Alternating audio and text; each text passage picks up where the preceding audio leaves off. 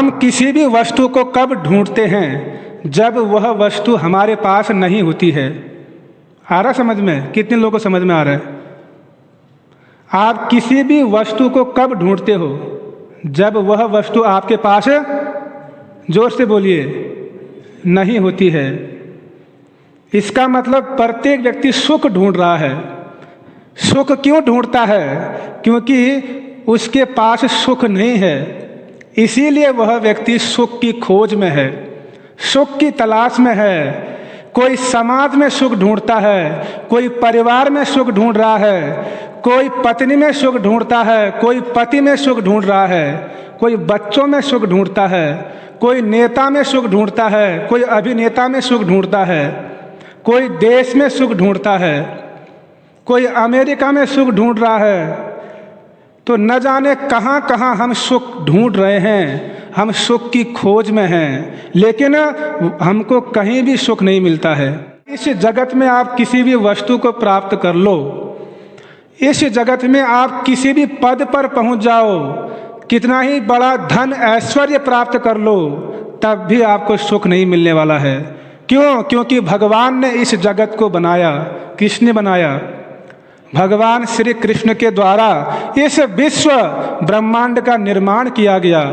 जिस व्यक्ति ने इस विश्व का निर्माण किया, उस व्यक्ति ने इस विश्व के बारे में बतलाया भगवत गीता में। इस संसार की जो वास्तविकता है, उसके विषय में भगवान ने बताया भगवत गीता में। क्या बतलाया? आप में से कितने लोगों ने भगवत गीता को पढ़ा है? भगवान के सामने ईमानदारी से हाथ खड़ा कीजिएगा। नहीं पढ़ा है तो हम कैसे जो है जीवन में कैसे हम आगे बढ़ेंगे? बताइए। हम अपने आप को सनातन धर्म के अनुयायी कहते हैं, अपने आप को हिंदू कहते हैं, लेकिन हमें अपने धर्म, जो हमारा धर्म का पुस्तक है भगवत गीता, उसको हमने नहीं पढ़ा है। जीवन के 25-30 साल बीत गए, 40 साल बीत गए, लेकिन भगवत गीता को नहीं पढ़ा। तो इससे बड़ा दुर्भाग्य क्या हो सकता है? उद्देश्य विहीन जीवन जी रहे हैं, पता ही नहीं है भगवान ने क्या बोला है, कुछ आता पता नहीं है। इसीलिए जो है सनातन धर्म का पतन हो रहा है। क्यों? क्योंकि हम अपने धर्म की जिम्मेदारी नहीं लेते हैं, हम भगवत गीता की शिक्षाओं को नहीं पढ़ते हैं, उसको जीवन में उतारना नहीं चाहते हैं। तो जब भगवत गीता पढ़ेंगे तो भगवत गीता में भगवान ने बताया कि ये संसार क्या है, इस संसार में हम लोग क्यों फंसे हैं, इस संसार से निकलने का मार्ग क्या है, अपने मन को जो है कैसे हम कंट्रोल कर सकते हैं, हमारा मन कैसे शांति को प्राप्त कर सकता है, और जन्म मृत्यु बुढ़ापा बीमारियों से हम कैसे हमेशा के लिए मुक्त हो सकते हैं। हमें इस संसार में कष्ट क्यों प्राप्त हो रहे हैं? हम नहीं चाहते हमको कष्ट मिले, तब भी क्यों मिलते हैं? मनुष्य जीवन का उद्देश्य क्या है? इन सारे प्रश्नों का उत्तर भगवान ने भगवत गीता में बतलाया। इस विश्व ब्रह्मांड का निर्माण भगवान ने किया। तो भगवान इस संसार के विषय में 2 बातें कहते हैं कि ये संसार क्या है।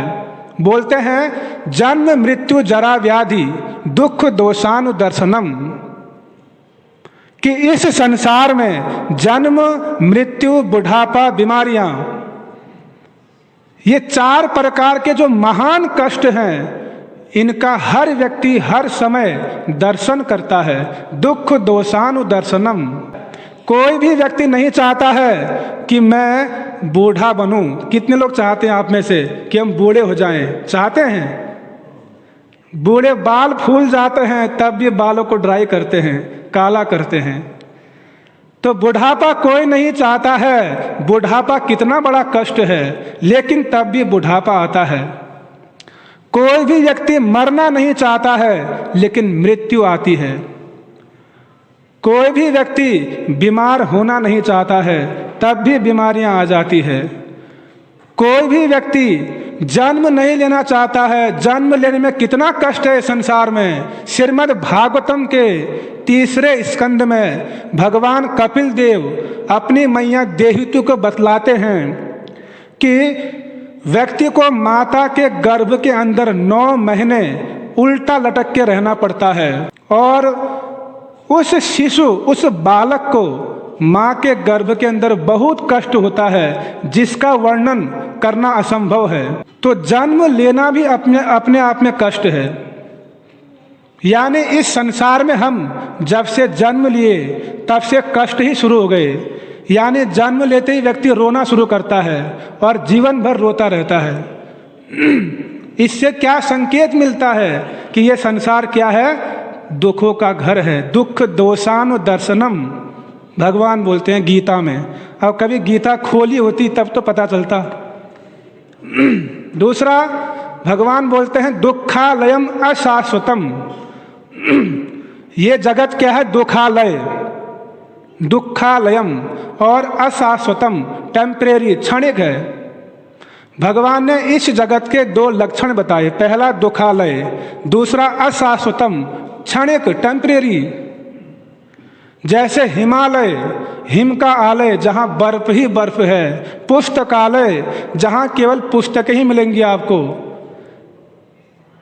हिमालय, पुस्तकालय। इसी प्रकार दुखालय, ये जगत क्या है? दुखालय है। यहाँ पर आपको सुख नहीं मिलेगा।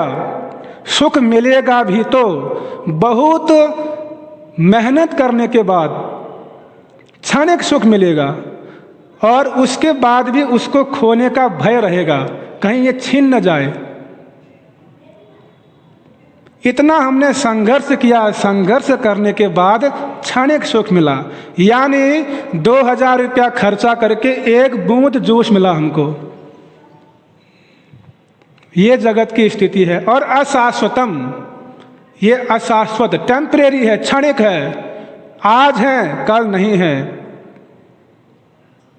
शिशु से बालक, बालक से युवा, फिर बुढ़ापा, फिर मर जाता है। तो मनुष्य जीवन हमको क्यों मिला है, इस विषय को जानने के लिए भगवत गीता हमको पढ़नी चाहिए। भगवत गीता में जो भगवान ने उपदेश दिए हैं वो मनुष्यों के लिए दिए हैं, पशु पक्षियों के लिए नहीं दिए हैं।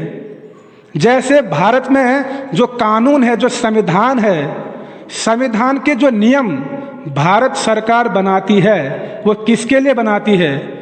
मनुष्यों के लिए कि या पशुओं के लिए? बताइए। सड़क में आप जाते हैं, रेड लाइट, ग्रीन लाइट सब होती है। ये नियम किसके लिए है? इंसान के लिए। अगर कोई लाल बत्ती क्रॉस करता है, यानी कोई मनुष्य लाल बत्ती क्रॉस करता है तो उसको क्या भरना पड़ता है? चालान भरना पड़ेगा। लेकिन अगर कोई जानवर उसको क्रॉस करेगा तो उस पर कोई चालान नहीं लगेगा, क्योंकि वो नियम जानवरों पर लागू नहीं होता है। भारत सरकार के द्वारा बनाए गए नियम भारत में रहने वाले नागरिकों के लिए ही लागू होते हैं, उनके लिए बनाए गए हैं। यदि हम भारत सरकार के द्वारा बनाए गए नियमों को नहीं जानेंगे, नहीं समझेंगे, तो क्या करना पड़ेगा? फिर हम अपराधी कहलाएंगे, दंड के भागीदारी बनेंगे और जेल में जाएंगे, कष्ट पाएंगे। इसीलिए भारत में अगर कोई अच्छा नागरिक कहलाना चाहता है, अच्छे से रहना चाहता है, तो उसको भारत के जो संविधान है उस नियम को जानना आवश्यक है। बेसिक नियम। आप रोड में निकल दिए गाड़ी लेके और रेड लाइट को आपने क्रॉस कर लिया, बाद में कहते मुझे पता ही नहीं था, ऐसे थोड़ा ना चलेगा। तो उसी प्रकार पूरा मनुष्य समाज के लिए भगवान ने नियम बनाए हैं। भगवान गीता में कहते हैं, पितामहस्य जगतो माता धाता पितामह, वेद्यम पवित्र ओमकार ऋक्षाम यजुरेव च, कि मैं इस जगत का माता पिता सब कुछ मैं हूँ। मया दक्षिण प्रकृति, कि ये प्रकृति मेरी अध्यक्षता में काम करती है, भगवान बोलते हैं गीता में। तो जब नियम है तो नियम बनाने वाला भी है। तो इस संसार में कुछ नियम है, तो वो नियम भगवान ने भगवत गीता में दिया। ये संविधान है भगवत गीता, भगवान के द्वारा पारित किया गया संविधान। यदि इसकी जानकारी हमको नहीं रहेगी तो हम केवल अज्ञानता में जिएंगे। हम धर्म को फॉलो कर रहे हैं कि अधर्म को फॉलो कर रहे हैं, या हम सही कर्म कर रहे हैं कि गलत कर्म कर रहे हैं, इसका निर्णय कैसे करोगे? जैसे संविधान में धाराएं होती हैं, अपराध की कुछ धाराएं होती हैं कि ये कार्य गलत है और इसका परिणाम ये होगा, ये कार्य सही है, इसका परिणाम पुरस्कार मिलेगा।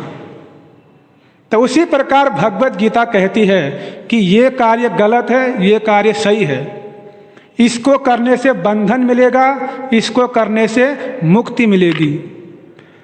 तो यदि हमको कर्मों का ठीक ठीक रूप में ज्ञान ही नहीं होगा कि कर्म क्या है, अकर्म क्या है, विकर्म क्या है, हमको जब पता ही नहीं होगा, बस किए जा रहे हैं, तो क्या होगा? अज्ञानता, और इसका परिणाम नरक भोगना पड़ेगा। भगवान का जो कानून है, यमराज उसके हेड हैं, यमराज उसके चीफ हैं, उनकी अध्यक्षता में कानून व्यवस्था चलती है भगवान की, और वहाँ घूस नहीं चलता है। एक एक चीज़ की वहाँ पर आपको एक एक कर्म का दंड मिलेगा।